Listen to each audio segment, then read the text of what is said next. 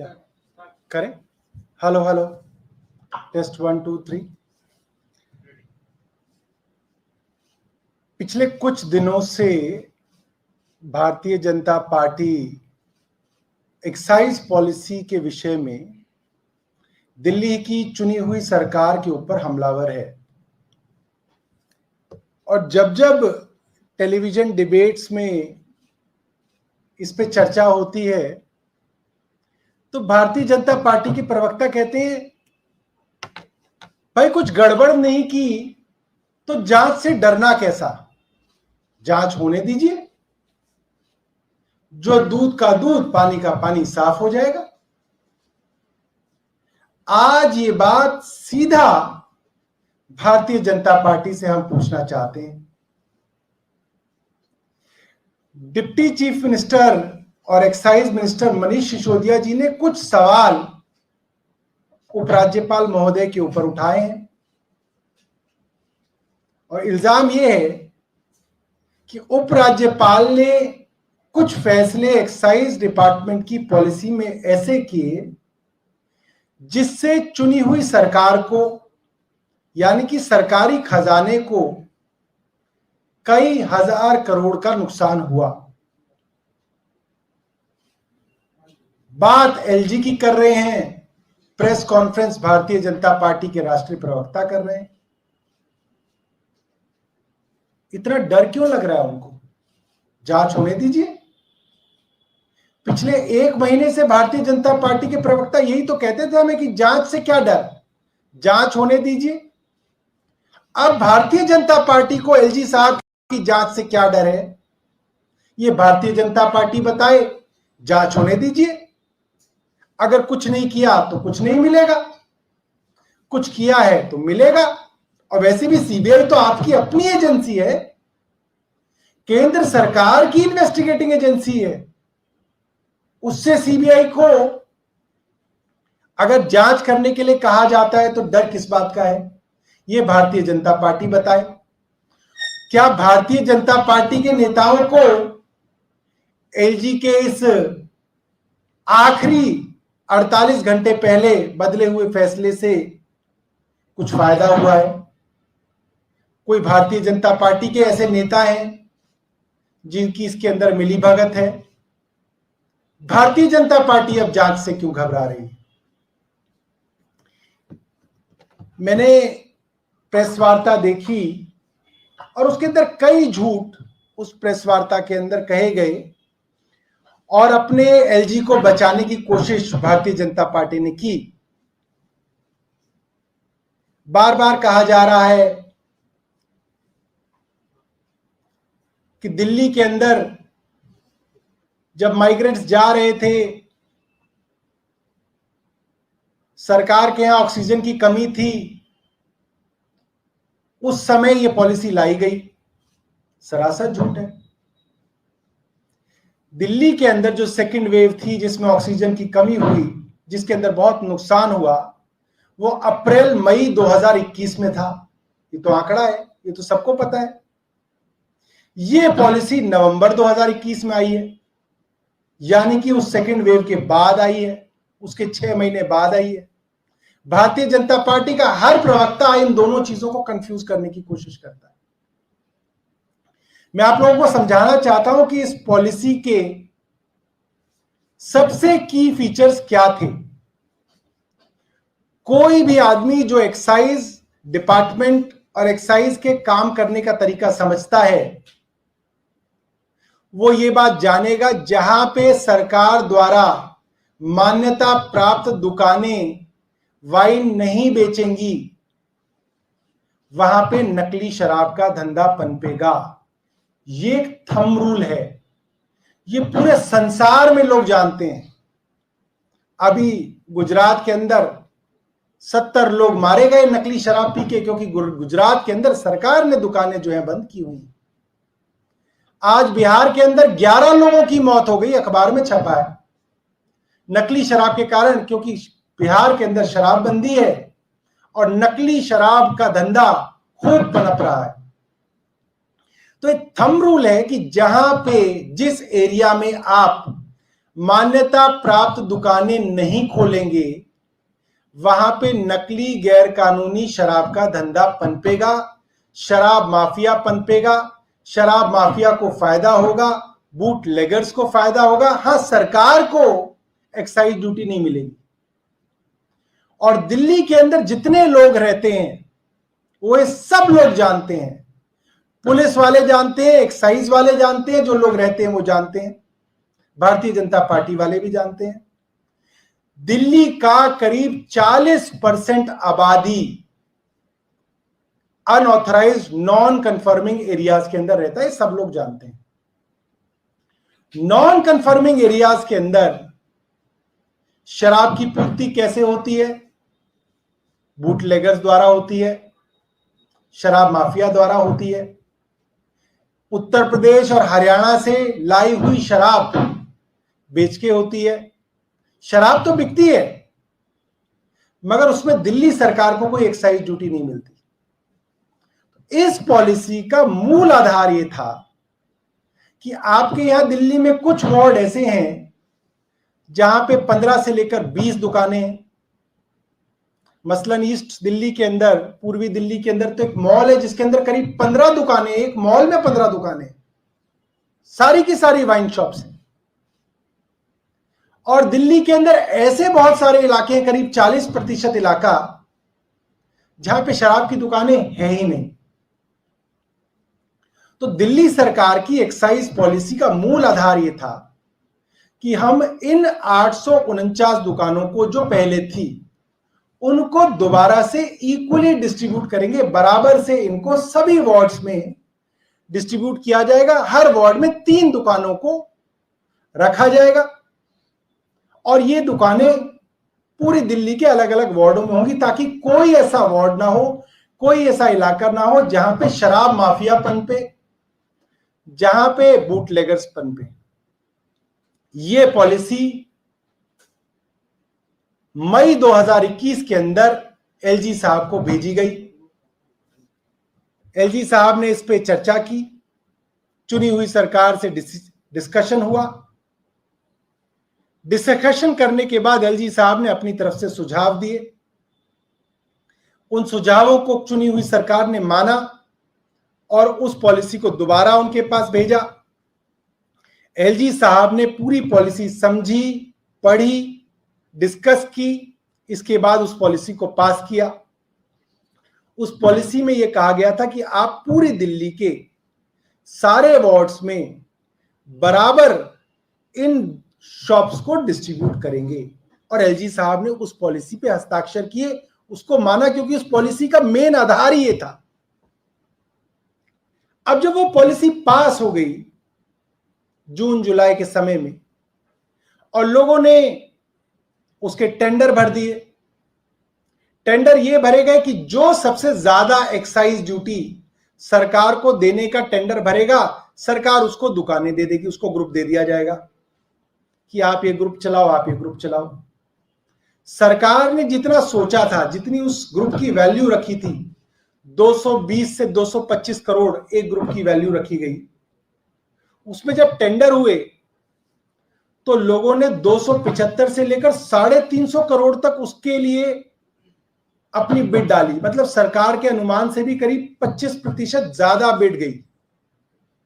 मतलब जो वेंडर्स थे उन्होंने सोचा कि जब आप उन इलाकों में आपकी शॉप्स खुलेंगी जहां पे 40% इलाके में कभी शॉप्स नहीं खोली गई, तो वो इलीगल शराब जो दिल्ली में बिका करती थी वो नहीं बिकेगी और लीगल शराब दिल्ली में बिकेगी, यानी कि दिल्ली की सेल बढ़ेगी।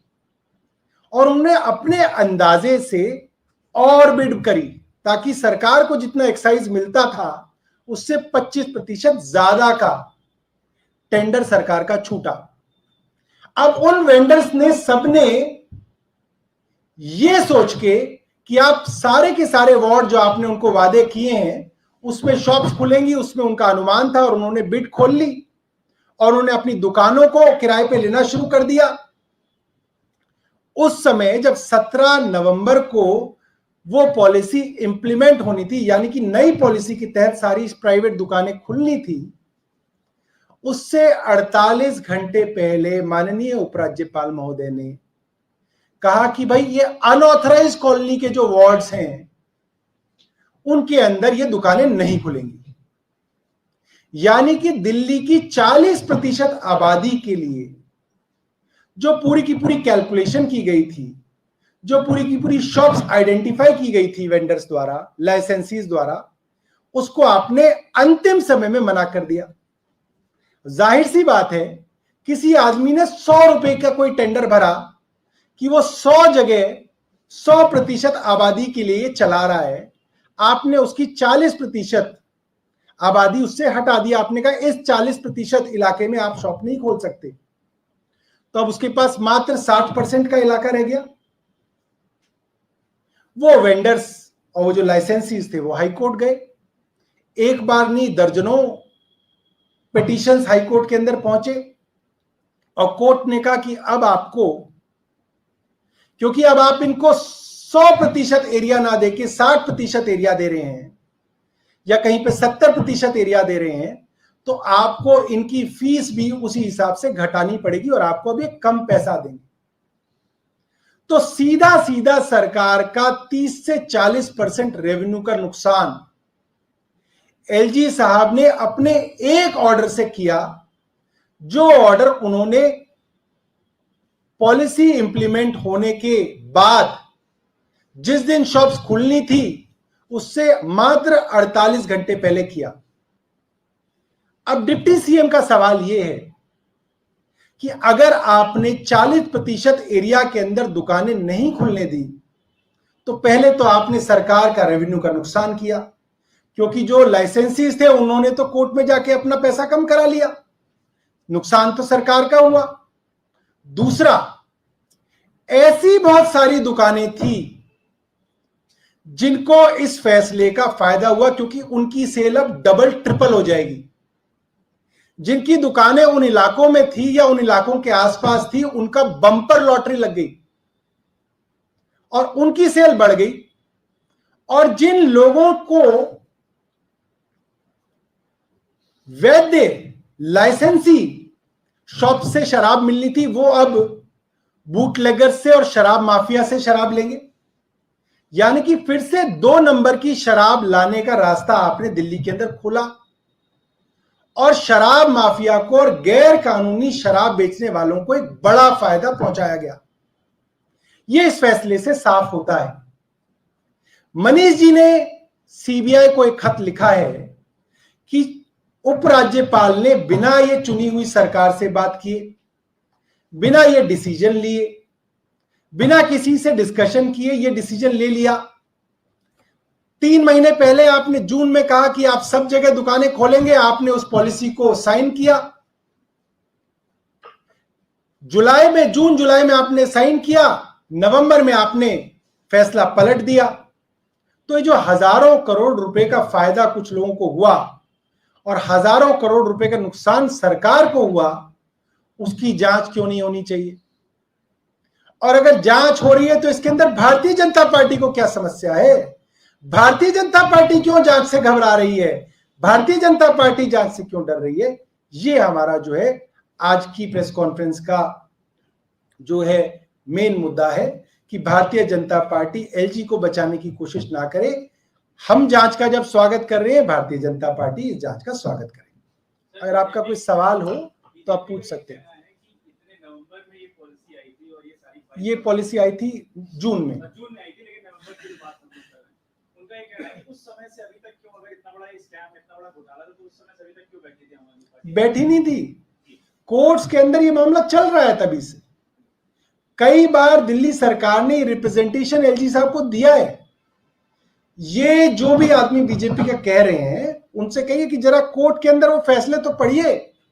जितने लाइसेंसीज थे वो सब कोर्ट गए, उन सब ने कहा कि हमारे साथ धोखा किया गया, हमको 100% एरिया का वादा दिया गया, 100% एरिया के हिसाब से हमने बिड डाली, 100% एरिया के हिसाब से हमने फीस जमा कर दी सरकार के पास, एडवांस फीस जमा कर दी। अब सरकार कह रही है कि 40% एरिया में हम आपकी शॉप्स नहीं खोलने देंगे। तो कोर्ट ने कहा हाँ ये बात तो ठीक है, क्योंकि कोर्ट को इससे कोई लेना देना नहीं। कि फैसला चुनी हुई सरकार ने किया या एलजी ने किया? कोर्ट ने कहा कि हाँ लाइसेंसीज का नुकसान हो रहा है, इनकी फीस कम की जाए, और कोर्ट ने उनकी फीस कम कराई।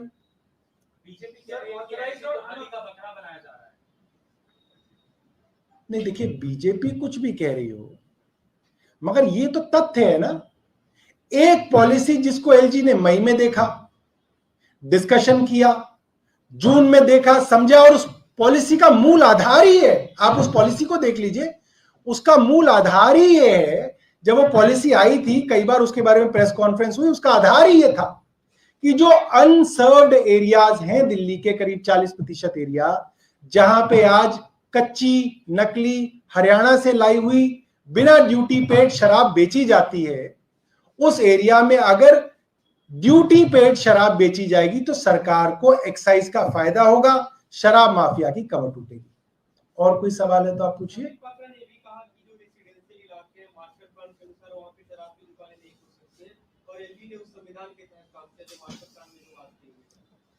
देखिए यार, रेजिडेंशियल एरिया की बात ही नहीं कर रहे हो, बात है कंफर्मिंग और नॉन कंफर्मिंग एरिया की। जो अनऑथराइज एरिया है वहां पे भी तो कमर्शियल एरिया है, वहां सारे रेजिडेंशियल एरिया कोई ना है। आप ये सोचिए, अनऑथराइज एरिया जो है या नॉन कंफर्मिंग एरिया है, वहां दूध की दुकान है, ब्रेड की दुकान है, हार्डवेयर की दुकान है, रेस्टोरेंट है, सब कुछ है। मगर ये जो आप वाइन शॉप है वो नहीं है, क्योंकि वहां पे आप नकली शराब का, शराब माफिया के तहत, बूट लेगर्स के तहत जो है वहां पे आप शराब की सफाई कराते हैं, और कुछ चुनिंदा दुकानों को आप उसके अंदर करोड़ों रुपए का फायदा पहुंचाना चाहते हैं। इसलिए आप नहीं चाहते कि उस एरिया के अंदर दुकानें खुले, और ये इस पॉलिसी का मूल आधार है। आप इस पॉलिसी को पढ़ेंगे तो शुरुआत के जो इसके पैराग्राफ्स हैं वो इसी चीज पे आधारित है कि आप एक अनसर्व्ड एरिया के अंदर जब सर्व करेंगे और आप उसके अंदर सरकारी लाइसेंसधारी शॉप से सर्व करेंगे तो सरकारी रेवेन्यू का इजाफा होगा। और कोई पूछे सवाल? पिछले कई सालों से दिल्ली में ऐसा देखा जा रहा था कि चर्चा का विषय था वो स्कूल, पानी, क्लासरूम, ये सब चर्चा होती थी, लेकिन पिछले कुछ महीने से दिल्ली में सिर्फ शराब की चर्चा हो रही है। जी जी जी, ये काफी जो है दुर्भाग्यपूर्ण है, और हम चाहेंगे कि ये चर्चा दोबारा से स्कूल, अस्पताल, जो जनता के मुद्दे हैं उन पे ये चर्चा वापस आए। हम कोशिश कर रहे हैं कि चर्चा दोबारा वापस लाए। और बताइए। हाँ, बंगाल से लेकर ईडी की जो छापेमारी हो रही है दिल्ली तक, विपक्ष इस पे भोगलाया और कह रहा है कि सरकार जो है जांच एजेंसियों का दुरुपयोग कर रही है, आप कैसे देखते हैं? अभी तो जांच एलजी साहब की हुई नहीं और पूरी बीजेपी बौखला गई है ना। और आप वहां पे जबरदस्ती जांच कर रहे हैं, लोगों के मंत्रियों को आपने जेल में डाल दिया, और ये सवाल पूछा जा रहा है कि विपक्ष क्यों बौखला गया। भाई, विपक्ष को आप परेशान कर रहे हैं, इसलिए विपक्ष आपके खिलाफ बोल रहा है। हाँ जी, नोएडा का मामला है, एक वीडियो वायरल हुई है जिसमें कथित तौर पे कहा जा रहा है कि बीजेपी के नेता अभद्र व्यवहार कर रहे हैं। बीजेपी ने अब अपना से नाता बताया है कि हमारा वो प्राइमरी सदस्य भी नहीं है, बल्कि उनका समाजवादी पार्टी से लेना देना है, जबकि सोशल मीडिया पे एक वायरल है। नहीं, भारतीय जनता पार्टी का अगर वो नेता नहीं है तो बुलडोजर कहाँ है? फटाफट योगी जी जो है अपना बुलडोजर निकाले और उसको तहस नहस कर दे। ये तो बहुत आसान है, फिर तो कुछ बचता ही नहीं है।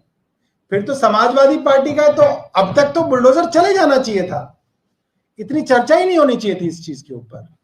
तुरंत जो है बुलडोजर की कार्रवाई की जाए और ये साबित किया जाए कि वो भारतीय जनता पार्टी का नहीं है, क्योंकि भारतीय जनता पार्टी के लोगों पे बुलडोजर नहीं चलता। लोगों की शिकायत ही है कि भारतीय जनता पार्टी के लोग कितनी गुंडाई करें, उनके ऊपर बुलडोजर नहीं चलाया जाता, उनका एनकाउंटर नहीं किया जाता, उनकी गाड़ी नहीं पलटती। लोगों की बहुत सारी शिकायतें हैं। और बताइए।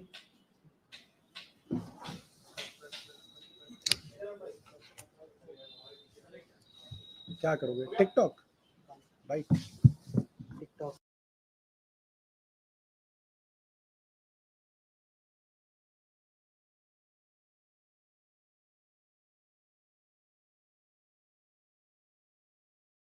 मैं आपको बताता हूं, हमारा मॉडल इतना पक्का है राजीव जी कि हिंदुस्तान में आने वाले 3 साल के अंदर 2024 समाप्त होने के पहले मैं 26 ग्रीन एक्सप्रेस हाईवे बना रहा हूं। दिल्ली से देहरादून 2 घंटे में, दिल्ली से हरिद्वार 2 घंटे में, दिल्ली से जयपुर 2 घंटे में, दिल्ली से चंडीगढ़ 2.5 घंटे में, दिल्ली से अमृतसर 4 घंटे में, दिल्ली से कटरा 6 घंटे में, दिल्ली से श्रीनगर 8 घंटे में, दिल्ली से मुंबई 12 घंटे में और चेन्नई से बेंगलोर 2 घंटे में, लखनऊ से कानपुर 35 मिनट में और मेरठ में ऑलरेडी हो गया है। मेरठ से दिल्ली 4.5 घंटे लगते थे, अब 40 मिनट में आ रहे हैं। प्लीज मैडम बैठ करके मैं वो भी चल रहा है वाराणसी से कलकत्ता का। तो सर मैं आपको इतना बता रहा हूँ, 26 ग्रीन हाईवे बना रहे हैं नरेंद्र मोदी जी के नेतृत्व में। 2024 समाप्त होने के पहले हिंदुस्तान का रोड इंफ्रास्ट्रक्चर अमेरिका के बराबर होगा, ये वचन देता हूं।